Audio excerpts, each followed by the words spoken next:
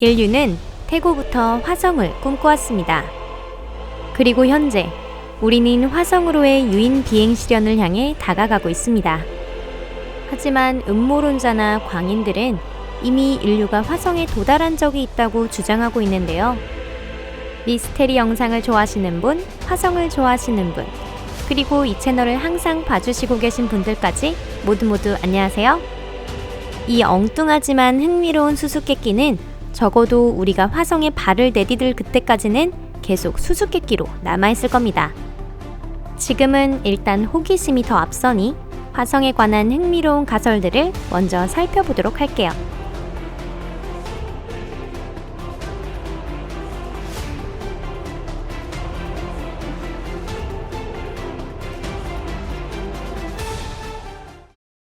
(1979년) 나사 직원이 화성에서 사람을 목격. 2014년 제키라고 하는 한 여성이 미국 라디오 코스트 투 코스트 AM에 전화를 걸어 1979년 화성에는 인간이 있었다 라고 고백했습니다. 무엇보다 재미있는 것은 그녀가 이 사건의 목격자였다는 점이죠. 당시 나사의 직원으로 일하고 있던 그녀는 우주기로부터 원격 데이터 통신을 받는 일을 하고 있었다고 합니다. 자신의 일을 수행하던 그녀는 나사의 라이브 영상 채널을 보던 중 화성을 걷는 두 인물을 목격했습니다. 그녀가 말하길 그 두 사람 모두 우주복을 입고 있었는데 흔히 우주비행사가 입고 있는 것 같은 옷은 아니었다고 합니다.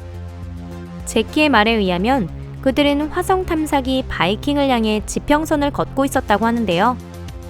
또한 그녀 이외에도 6명의 나사 직원이 이 사건을 목격했다고 합니다. 그들은 목격한 것을 곧바로 다른 사람에게 알리기 위해서 방에서 나오려고 했지만 입구문은 잠겨 있었고 심지어 문의 난 창은 종이로 덮여 있어 아무도 안을 보거나 들어갈 수 없었다고 합니다. 물론 함께 보았다고 하는 이 6명의 직원 가운데 제키의 증언을 증명하기 위해 나온 사람은 아직까지 한 명도 없다고 하네요. 화성에 존재하는 숨겨진 생명. 미국인 길버트 레비는 1976년 화성에 생명이 존재했음을 증명하는 내용의 책을 쓴 것으로 유명합니다. 책에서는 표지유리라고 불리는 실험이 기록되어 있는데요. 이 실험은 화성 탐사기 바이킹 1호를 통해 이루어졌습니다. 레빈에 의하면 나사에서 채용, 승인되고 있는 수법을 사용해 화성의 땅 속에 생명이 존재한다는 것을 실험을 통해 증명하는 데 성공했다고 합니다. 하지만 동시에 진행된 또 다른 실험은 첫 번째 결과와 일치하지 않았죠. 그 때문에 이 실험은 진지하게 받아들여지지 않았고 그 후 점차 잊혀졌습니다. 나사의 에임스 연구센터 직원 크리스 맥케이는 레빈의 의견에 찬성하는 것은 아니지만 나사가 행한 다른 2개의 실험 결과에 오류가 있을 가능성이 있다고 발표했습니다. 그는 비교 조사가 칠레 아타카마 사막에서 이루어진 부분을 지적했습니다. 그 조사에서도 똑같은 장치가 사용되었죠. 하지만 아타카마 사막의 토양에는 생명이 살고 있다는 것이 확실했음에도 조사에서는 생명의 존재가 전혀 표시되지 않았습니다. 판스페르미아설, 우리는 모두 화성에서 왔다. 2013년 2명의 유명한 연구진이 갑자기 생명은 지구에서 탄생한 것이 아니라 다른 곳, 즉 화성에서 온 것이라는 논란의 소지가 있는 가설을 인정했습니다. 소행성의 위쪽에 분자 형태로 존재하고 있으며 이 소행성이 분자를 지구에 가져왔다는 것입니다.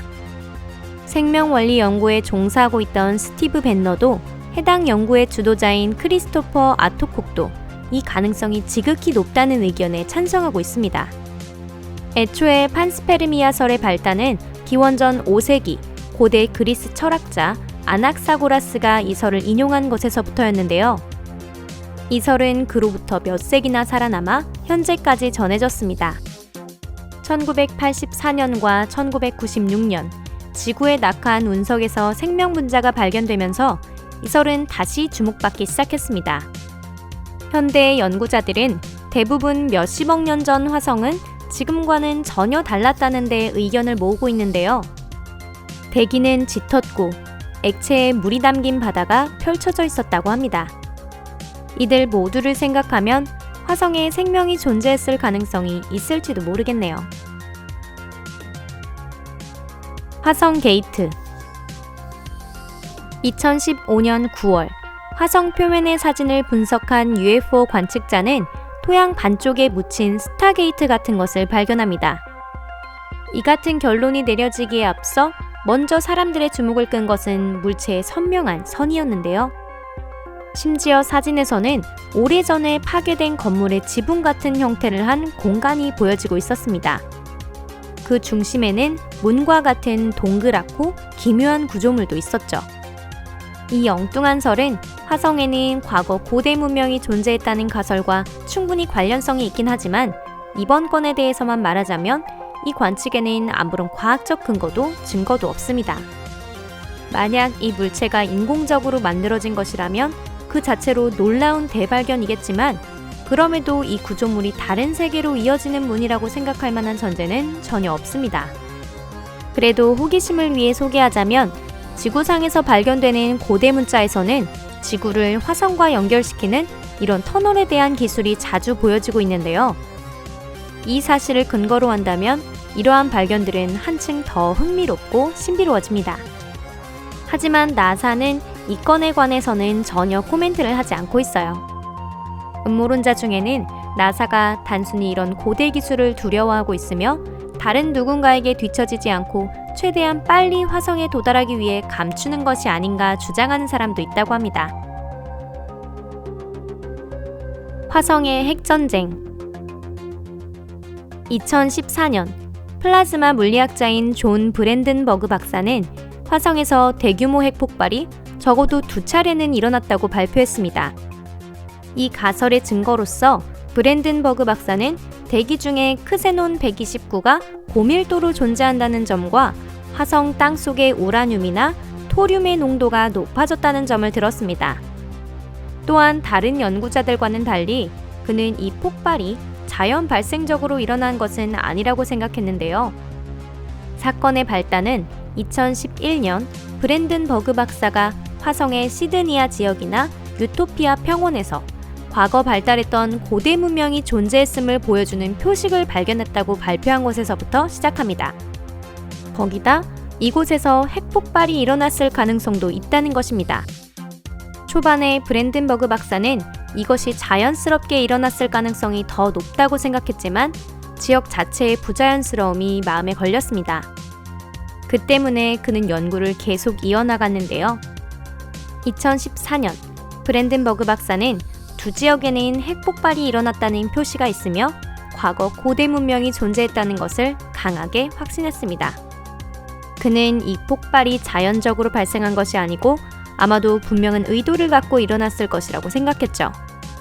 덧붙여 폭발에 아주 강력한 원자 폭탄이 사용됐음을 보여주는 증거를 발견했다고 주장했습니다.